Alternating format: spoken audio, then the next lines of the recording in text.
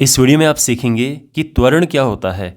इससे पहले इस सीरीज़ के जो 2 वीडियोस हैं उनमें मैं आपको दूरी और विस्थापन में क्या अंतर होता है ये बता चुका हूँ। चाल और वेग में क्या अंतर होता है ये बता चुका हूँ। इस वीडियो में आप त्वरण के बारे में सीखेंगे।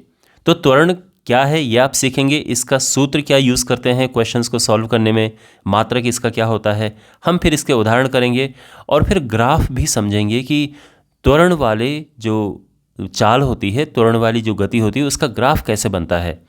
ओके, तो सबसे पहले त्वरण क्या है। वेग परिवर्तन की दर को त्वरण कहते हैं। तो सीधी सी बात यह है कि जब भी त्वरण होगा वेग में परिवर्तन होना चाहिए। अगर वेग में परिवर्तन नहीं है तो त्वरण नहीं है। देखो, जब हम बाइक चलाते हैं तो उसको हम एक्सेलरेट करते हैं, यानी जब उसकी स्पीड बढ़ाते हैं तो वो एक्सेलरेट करना हो गया, इसलिए हम उसको एक्सेलरेटर भी कहते हैं। एक्सेलरेशन का हिंदी मीनिंग होता है त्वरण। तो यानी उसकी स्पीड को हम बढ़ा रहे हैं। स्पीड कम करना तो यानी उसमें जो त्वरण होगा वो माइनस में आ जाएगा। कुल मिला के ये है कि जब वेग में परिवर्तन होता है तो हम उसे त्वरण कहते हैं। अच्छा, अब यहाँ पे अगर हम इसका सूत्र बनाने का प्रयास करें तो क्या बनेगा। देखिए, त्वरण का सिंबल ए होता है। त्वरण को हम ए से डिनोट करते हैं। ए मीन्स एक्सेलरेशन। तो ये है वेग परिवर्तन बटे समय। वेग परिवर्तन यानी अंतिम वेग माइनस प्रारंभिक वेग। तो वेग परिवर्तन तो होता है अंतिम वेग माइनस प्रारंभिक वेग। अंतिम वेग को हम v से लिखते हैं, प्रारंभिक वेग को हम u से लिखते हैं, बटे समय। समय ये है, समय को हम t से लिखते हैं, t से डिनोट करते हैं। तो यानी ये जो फॉर्मूला है ये क्या है, a equals to v minus u upon t. तो त्वरण निकालने का ये फॉर्मूला है। तो इसका ये मतलब है कि अगर वेग बढ़ रहा है तो त्वरण पॉजिटिव होगा, है ना। यानी जब वेग में वृद्धि होगी तो त्वरण धनात्मक होगा। अगर वेग में कमी होगी तो त्वरण ऋणात्मक होगा, और वेग में अगर कोई परिवर्तन नहीं है तो त्वरण फिर 0 होगा। तो ये आपको बात समझ आ गई। ये हमने इसका फॉर्मूला लिख दिया है, सूत्र जो इसका है। अब बात करते हैं मात्रक की। तो सीधी सी बात यह है, ऊपर है वेग, तो वेग का जो मात्रक होगा, वेग का मात्रक क्या होता है, मीटर पर सेकंड, मीटर प्रति सेकंड। और नीचे फिर से एक और सेकंड आ जाएगा, क्योंकि टाइम का मात्रक भी, समय का मात्रक सेकंड होता है। अब ये सेकंड नीचे आ जाएगा तो ये हो जाएगा मीटर बटे सेकंड का वर्ग, यानी मीटर प्रति सेकंड स्क्वायर। या फिर हम इसको ऐसा भी लिख सकते हैं ms-2। अगर दूरी हम सेंटीमीटर में लें, देखो ये तो इसकी SI यूनिट है, SI मात्रक हम जिसे कहते हैं। तो त्वरण का SI मात्रक है मीटर पर सेकंड, मीटर प्रति सेकंड स्क्वायर। लेकिन अगर हमारे पास सेंटीमीटर में दूरी है तो सेंटीमीटर प्रति सेकंड स्क्वायर भी हम ले सकते हैं, लेकिन ये इसका SI मात्रक है। तो त्वरण क्या है ये आपको पता चल गया, सूत्र और मात्रक भी आपको समझ आ गए। अब हम इसके उदाहरण करते हैं जिससे कि आपको ये कॉन्सेप्ट और अच्छे से समझ आए। तो पहला प्रश्न है, कोई व्यक्ति स्थिर अवस्था से दौड़ना प्रारंभ करके 5 सेकंड में 10 मीटर प्रति सेकंड की गति प्राप्त कर लेता है, उसका त्वरण ज्ञात कीजिए। तो सबसे पहले क्वेश्चन में क्या क्या दिया है, उसका प्रारंभिक वेग, यानी शुरुआत किससे की उसने, तो शुरुआत 0 से की। जब भी कोई स्थिर अवस्था से शुरुआत करता है तो प्रारंभिक वेग आप 0 ले लेते हैं। अंतिम वेग क्या है उसका, यह 10 मीटर प्रति सेकंड। और समय कितना लगा, समय है 5 सेकंड। तो फॉर्मूला क्या है त्वरण का, त्वरण ज्ञात करने का फॉर्मूला है v minus u upon t. तो वैल्यूज पुट करते हैं, v 10 है, 0 है, अपॉन टी 5 है, तो ये 10 अपॉन 5 आ गया, यानी 2 मीटर प्रति सेकंड स्क्वायर। ये हमारा आंसर आ जाएगा। तो ये तो पहला क्वेश्चन है। अब एक और क्वेश्चन करते हैं। एक कार 30 मीटर प्रति सेकंड की गति से चलते हुए ब्रेक लगाती है और 1 मिनट में रुक जाती है, कार का त्वरण ज्ञात कीजिए। तो यहाँ पर जो कार की गति है, ये प्रारंभिक वेग जो अभी चल रही है, तो ये है 30 मीटर प्रति सेकंड। और जो फाइनल है अंतिम वेग, यानी जब कार फाइनल जो उसकी गति है तो रुक जाती है ना, तो अंतिम वेग 0 है। समय कितना लगा इस प्रक्रिया में? इसमें समय लगा 1 मिनट, लेकिन क्योंकि ये मीटर प्रति सेकंड में तो इसको हमें सेकंड में बदलना पड़ेगा, यानी ये हो जाएगा 60 सेकंड। ठीक है, इतना समझ आ गया। हमें ज्ञात करना है इसका त्वरण। तो त्वरण का फॉर्मूला होता है v minus u upon t. तो v है 0, u है 30 और t है 60। तो ये आ जाएगा -30/60, यानी -0.5 मीटर पर सेकंड स्क्वायर। ये कार का त्वरण नेगेटिव में आया क्योंकि कार की जो स्पीड है, कार की जो चाल है वो कम हो रही है, कार का वेग कम हो रहा है, तो इसलिए ये माइनस में आया। एक इम्पॉर्टेंट बात आप यहाँ पे सुनिए, क्वेश्चन में त्वरण पूछा है तो ये नेगेटिव में आएगा, लेकिन क्वेश्चन में एक और चीज़ पूछ सकते थे। देखो, जब किसी कार की चाल कम होती है, यानी कोई भी जो वस्तु है उसका वेग जब कम होता है, तो इसको हम कहते हैं ऋणात्मक त्वरण, जो कि मैं आपको पहले ही बता चुका हूं। लेकिन इसका एक और नाम अवत्वरण भी है, और साथ में इसको मंदन भी कहते हैं। तो अवतरण, मंदन और ऋणात्मक त्वरण तीनों एक ही बातें हैं। तो क्वेश्चन में अगर पूछा होता कि कार का मंदन ज्ञात कीजिए, कार का अवत्वरण ज्ञात कीजिए, उसमें माइनस चिन्ह लगाने की ज़रूरत नहीं पड़ती। हम सीधा कहते इसका मंदन है 0.5 मीटर प्रति सेकंड स्क्वायर। ठीक है, जब मंदन की बात होती है माइनस नहीं आता, लेकिन क्योंकि बात त्वरण की है, तो त्वरण तो तब होता है ना जब स्पीड बढ़ती है, कम हो रही है तो इसलिए माइनस में आएगा। ये है। एक और क्वेश्चन करते हैं। एक कार 30 मीटर प्रति सेकंड की गति से चलते हुए ब्रेक लगाती है, जिससे कार की गति 5 मीटर प्रति सेकंड स्क्वायर के अवतरण से कम होती है और कार रुक जाती है। हमें यह बताना है कि इस पूरी प्रक्रिया में समय कितना लगा। देखो, कार अभी चल रही है, कितनी उसका वेग क्या है, यानी जो प्रारंभिक वेग जो u हम लिखते हैं ये है 30 मीटर प्रति सेकंड। जो अंतिम वेग v है ये रुक जाती है तो ये 0 आता है। ठीक है, क्योंकि रुक गई है। a यहाँ पर लिखा है क्योंकि ये त्वरण जो है वो माइनस में है, तो ये है 5 मीटर पर सेकंड स्क्वायर। और हमें ज्ञात करना है समय। तो क्योंकि फॉर्मूला होता है a equals to v minus u upon t, इसीलिए देखो a है -5, v है 0, ये है 30 बटे t है 5, तो -5 इक्वल्स टू -30 अपॉन टी। इससे कैंसिल हुआ और t आ गया 30/5 यानी 6 सेकेंड, और ये हमारा आंसर है 6 सेकंड में। ठीक है, तो आई होप आपको समझ आ गए होंगे कि अगर हमारे पास त्वरण के क्वेश्चंस आए तो उन्हें कैसे करना है। अब हम ग्राफ करते हैं। तो ग्राफ ये आप अपने सामने देख सकते हैं, इस तरह से है। यहाँ पे ग्राफ हमारे दो तरह से बनते हैं। सबसे पहले हम ग्राफ बनाएंगे VT ग्राफ। VT ग्राफ का मतलब है कि x अक्ष में इसका समय रहेगा और जो y अक्ष है उसमें वेग। ठीक है, तो समय इस तरह से हम ले लेते हैं कि 2 सेकंड, 4 सेकंड, 6, 8, 10, 12, और वेग ये हम y अक्ष में ले लेते हैं। वेग मीटर प्रति सेकंड में हम ले रहे हैं 5, 10 मीटर प्रति सेकंड, 15, 20, 25, इस तरह से। यहाँ से चलना शुरू किया 0 से, और कोई ऐसे चल रहा है। ये इसका क्या मतलब है आप इसको समझो। इसका मतलब ये है कि उस वस्तु में, उस व्यक्ति की चाल में त्वरण है, क्योंकि टाइम के साथ साथ में वेग उसका बढ़ रहा है, तो इसमें त्वरण है। तो इस तरह से ग्राफ इसका बनता है। हाँ, ग्राफ के माध्यम से हम त्वरण ज्ञात कर सकते हैं।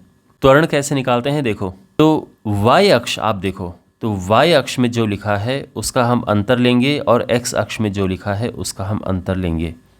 हम इसको ये भी कह सकते हैं कि v minus u upon T2 minus T1। मतलब आप कोई भी दो बिंदु ले लो। देखो, आपको समझने में हो सकता है थोड़ा प्रॉब्लम हो रही हो, बट आप आराम से इसको समझने की कोशिश करो। कोई भी दो बिंदु ले लो, एक बिंदु ये लिया और एक बिंदु ये लिया। ठीक है, इन बिंदुओं में समय देखो और वेग देखो। चलो सबसे पहले यहाँ इस बिंदु की बात करते हैं। ये बिंदु जो है, तो यहाँ पे क्या है, क्या समय है, क्या वेग है। तो इसमें ये 20 है और इस बिंदु में वेग जो है वो 10 है। समय इन दोनों का देखो, यहाँ पे समय 8 है और यहाँ पे समय 4 है। आप देख रहे हैं ना, यहाँ पे ये देखो और यहाँ पे ये देखो, तो 20 में से 10 माइनस हुआ और 8 में से 4 माइनस हुआ और ये आ गया है 10/4 यानी 2.5।